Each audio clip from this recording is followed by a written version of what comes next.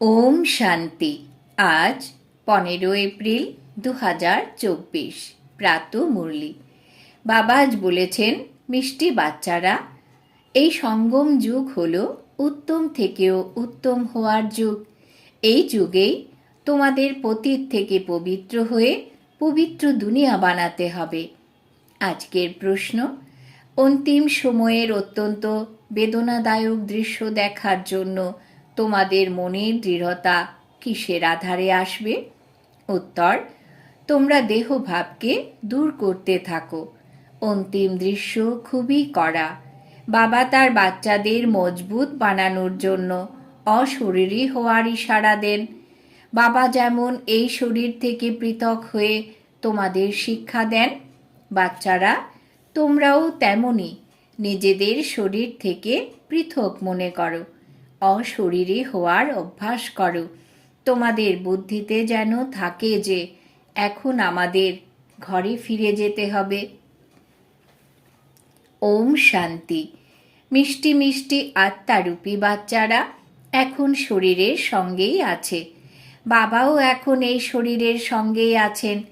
তিনি এই ঘোড়ার গাড়িতে সওয়ার আছেন। আর বাচ্চাদের তিনি কে শেখান? তিনি শেখান বেঁচে থেকেও মৃত্যু তুল্য কিভাবে থাকা যায়।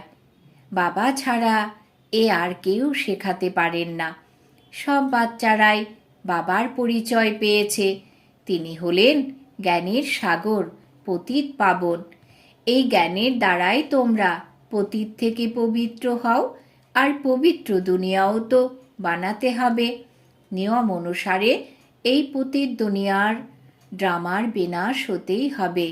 কেবলমাত্র যারা বাবাকে চিনতে পেরেছে আর ব্রাহ্মণও হয়েছে, কেবল তারাই পবিত্র দুনিয়াতে গিয়ে রাজত্ব করে। এই পবিত্র হওয়ার জন্য অবশ্যই ব্রাহ্মণও হতে হবে। এই সঙ্গম যুগ হল পুরুষোত্তম, অর্থাৎ উত্তম থেকে উত্তম পুরুষ হওয়ার যুগ। মানুষ বলে থাকে অনেক সাধু সন্ত মহাত্মা উজির আমির প্রেসিডেন্ট ইত্যাদি এরাও তো উত্তম, কিন্তু তা নয়। এ তো কলিযুগে ভ্রষ্টাচারী দুনিয়া। এই পতিত দুনিয়াতে একজনও সম্পূর্ণ পবিত্র নয়। এখন তোমরা সঙ্গম যুগে হচ্ছ। ওরা গঙ্গাকে পতিত পাবনী মনে করে। কেবল গঙ্গাই নয়, যেখানেই নদী আছে, যেখানেই জল দেখে মনে করে জলই পবিত্র করে। এ কথা বুদ্ধিতে বসে গেছে। যে যেখানে বলে সেখানে চলে যায়, অর্থাৎ সেই জলে স্নান করতে যায়।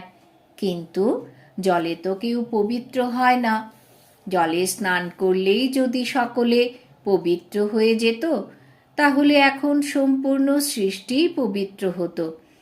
এত সব পবিত্র দুনিয়াতে থাকা উচিত। এ তো পুরানো রেওয়াজ চলে আসছে। সাগরেও যত আবর্জনা গিয়ে জমা হয়, তাহলে তা পবিত্র কিভাবে বানাবে? পবিত্র তো আত্মাকে হতে হবে। এর জন্য তো পরম পিতাকে প্রয়োজন, যে আত্মাকে পবিত্র বানাবে। তাই তোমাদের বোঝাতে হবে, পবিত্র মানুষ সত্য যুগেই থাকে, পতিত মানুষ থাকে কলিযুগে। তোমরা এখন সঙ্গম যুগে আছো। তোমরা পতিত থেকে পবিত্র হওয়ার জন্য পুরুষার্থ করছো। তোমরা জানো যে আমরা শূদ্র বর্ণের ছিলাম, এখন ব্রাহ্মণ হয়েছি।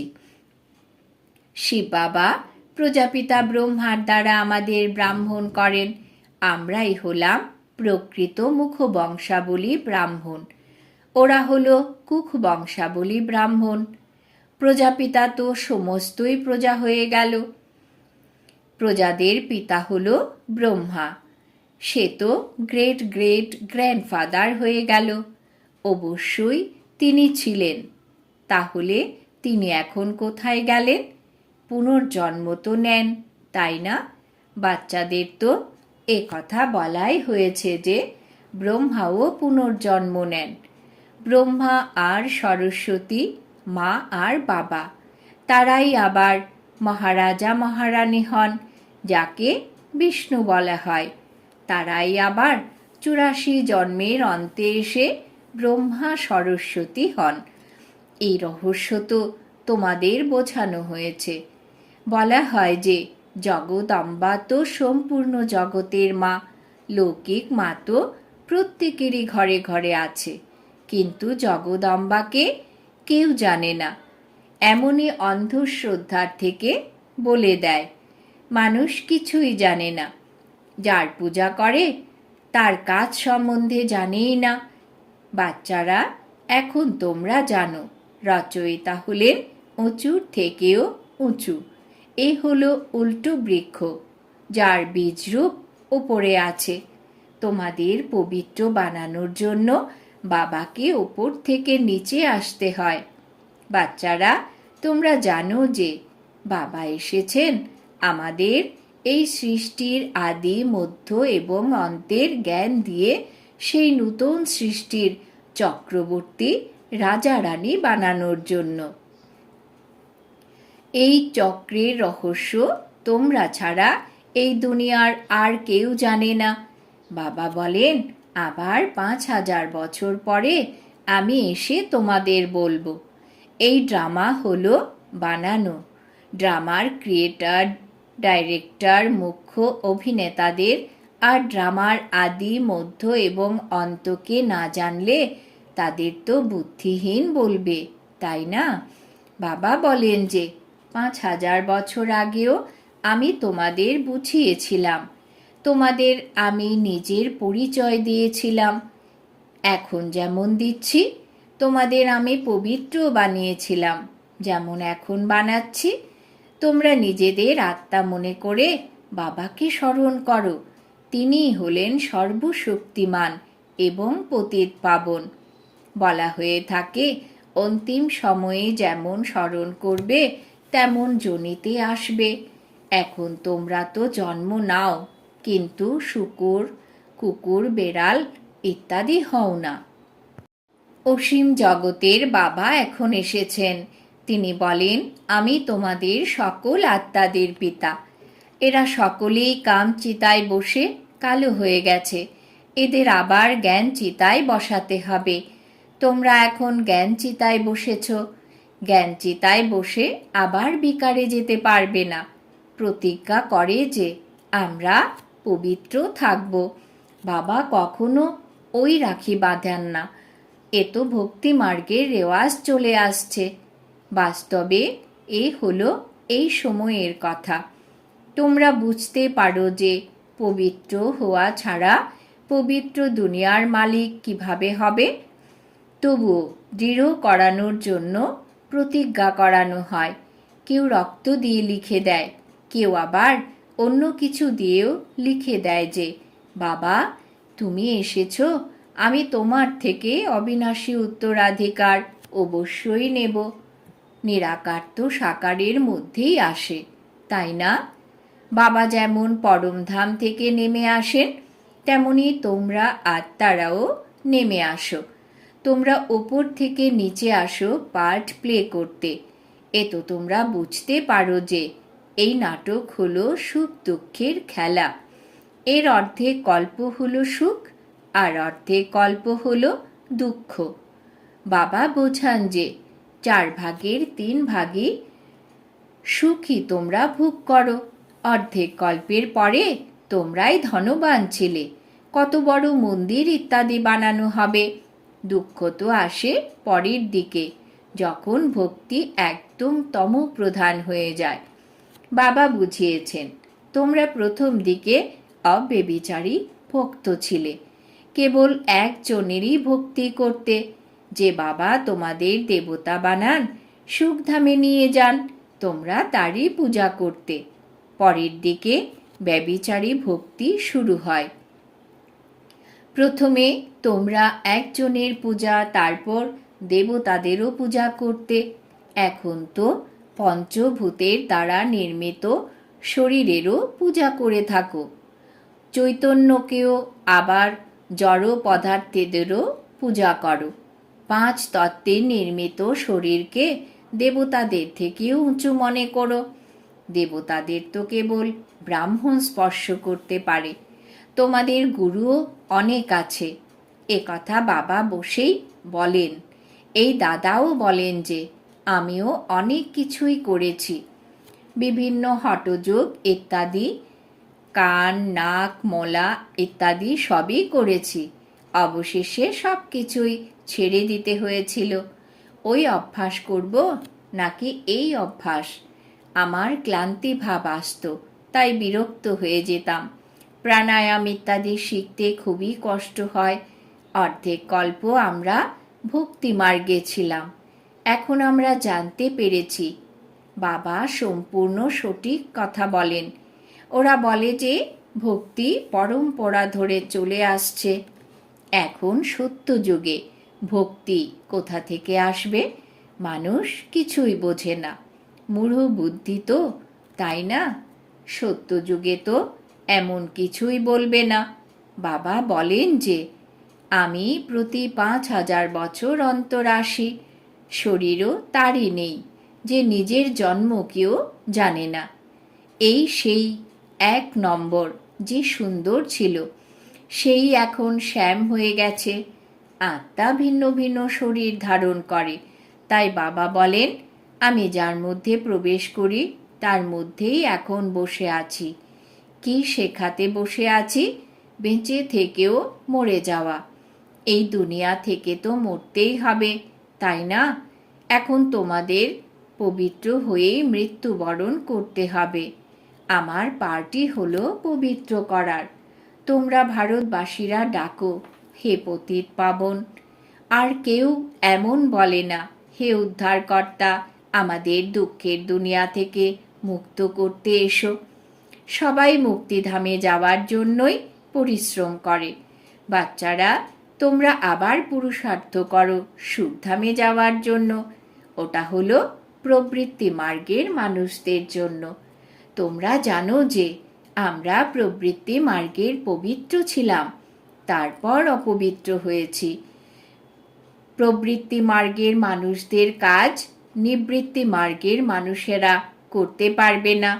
যজ্ঞ দান তপ সবই প্রবৃত্তি মার্গের মানুষই করে থাকে। তোমরা এখন অনুভব করো যে এখন আমরা সবাইকেই জানি। শিব বাবা আমাদের সবাইকে ঘরে বসে পড়াচ্ছেন। অসীম জগতের বাবা অসীমিত সুখ দান করেন। তার সঙ্গে তোমরা দীর্ঘ সময় বাদে মিলিত হও, তাই তোমাদের চোখে প্রেমের অশ্রু আসে। বাবা বললেই তোমরা রোমাঞ্চিত হয়ে যাও। অহো, বাবা এসেছেন আমাদের সেবার কারণে। এই পড়া পড়িয়ে বাবা আমাদের ফুল বানিয়ে নিয়ে যান। তিনি আমাদের এই নোংরা ছি দুনিয়া থেকে নিজের সাথে করে নিয়ে যাবেন। ভক্তি মার্গে তোমাদের আত্মা বলতো, বাবা আপনি যখন আসবেন আমরা বলিহারি যাব। আমরা অন্য কারণ নয়, কেবলমাত্র আপনারই হব। নম্বরের ক্রমানুসার তো আছেই। সকলেরই নিজের নিজের পার্ট আছে। কেউ কেউ তো বাবাকে খুবই ভালোবাসেন, যে বাবা স্বর্গের অবিনাশী উত্তরাধিকার দেন। সত্যযুগে কান্নার কোনো চিহ্ন থাকে না। এখানে তো মানুষ কত কান্নাকাটি করে। এখন তোমরা স্বর্গে যাবে, তাই কান্না কেন? বাজনা বাজানোর দরকার। ওখানে তো সবাই বাজনা বাজায়। এখানে তমপ্রধান শরীর খুশির সঙ্গে ত্যাগ করে। এই নিয়মও এখান থেকেই শুরু হয়। এখানে তোমরা বলবে আমাদের নিজের ঘরে ফিরে যেতে হবে। ওখানে তো তোমরা বুঝতেই পারো যে পুনর্জন্ম নিতে হবে। বাবা তো সব কথাই বুঝিয়ে বলেন। ভ্রমরের উদাহরণও তোমাদেরই জন্য। তোমরা হলে ব্রাহ্মণী, বিষ্ঠার পোকাকে তোমরা ভোঁ ভোঁ করো। বাবা তো তোমাদের বলেন এই শরীরকেও ত্যাগ করতে হবে, বেঁচে থেকেও মৃত্যুবরণ করতে হবে। বাবা বলেন যে নিজেকে আত্মা মনে করো। এখন আমাদের ঘরে ফিরে যেতে হবে। নিজেকে আত্মা মনে করে বাবাকে স্মরণ করতে হবে। এই দেহকে ভুলে যাও। বাবা তো খুবই মিষ্টি, তিনি বলেন, বাচ্চারা, আমি তোমাদের এই বিশ্বের মালিক বানাতে এসেছি। এখন তোমরা শান্তিধাম আর সুখধামকে স্মরণ করো। অল্ফ আর বে, এ হলো দুঃখধাম। আমাদের অর্থাৎ আত্মাদের ঘর হলো শান্তিধাম। আমরা এতদিন অভিনয় করেছি, এখন আমাদের ঘরে ফিরে যেতে হবে। ওখানে এই ছিছি শরীর থাকে না।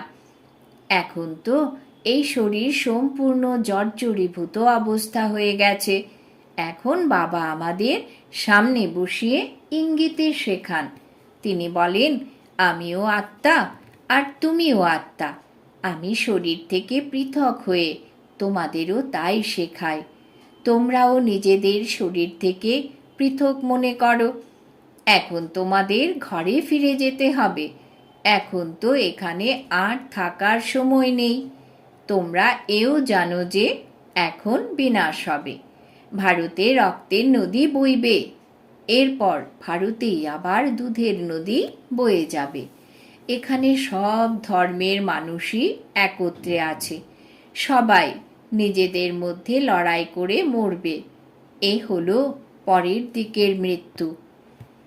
পাকিস্তানে কি কি না হতো, খুবই কঠোর দৃশ্য ছিল, যা কেউ দেখলে অজ্ঞান হয়ে যাবে। বাবা এখন তোমাদের মজবুত তৈরি করছেন। তিনি দেহের ভাবও দূর করে দেন। বাবা দেখেছেন, বাচ্চারা ঠিকমতো স্মরণে থাকে না, তারা খুবই দুর্বল। সেই কারণে সেবারও বৃদ্ধি হয় না। তারা বারবার লিখতে থাকে, বাবা স্মরণ করতে ভুলে যায়, বুদ্ধি যুক্ত হয় না। বাবা বলেন, যোগ শব্দের কথা মনে রেখো না। বিশ্বের বাদশাহী দেন যে বাবা, তাকে তোমরা ভুলে যাও। আগেও ভক্তিতে বুদ্ধি অন্যদিকে চলে যেত, তখন নিজেদের চিমটি কাটতে। বাবা বলেন, তোমরা আত্মারা হলে অবিনাশী। তোমরা কেবল পবিত্র আর পতিত হও। বাকি আত্মারা কখনো ছোট বড় হয় না। আচ্ছা, মিষ্টি মিষ্টি হারানিধি বাচ্চাদের প্রতি মাতা পিতা বাপ দাদার স্মরণের স্নেহ সুমন আর সুপ্রভাত। আত্মাদের পিতা তার আত্মারূপী বাচ্চাদেরকে জানাচ্ছেন নমস্কার। আমরা আত্মারূপী বাচ্চারা আমাদের মাতা পিতা বাপ দাদাকে জানাই স্মরণের স্নেহ সুমন, সুপ্রভাত, নমস্কার। ধারণার জন্য মুখ্য সার। 1 নম্বর, নিজের সাথে কথা বলো। আহা, বাবা এসেছেন আমাদের সেবায়। তিনি আমাদের ঘরে বসে পড়াচ্ছেন। অসীম জগতের বাবা অসীম সুখ প্রদান করেন। তার সঙ্গে আমরা এখন মিলিত হয়েছি। এমন প্রেমের সঙ্গে বাবা বলে ডাকো, আর খুশিতে প্রেমের অশ্রু যেন এসে যায়, শরীর যেন রোমাঞ্চিত হয়। 2 নম্বর, এখন ঘরে ফিরে যেতে হবে। তাই সবার থেকে মোহ দূর করে জীবন মৃত হতে হবে। এই দেহকেও ভুলতে হবে। এর থেকে পৃথক হওয়ার অভ্যাস করতে হবে। বরদান।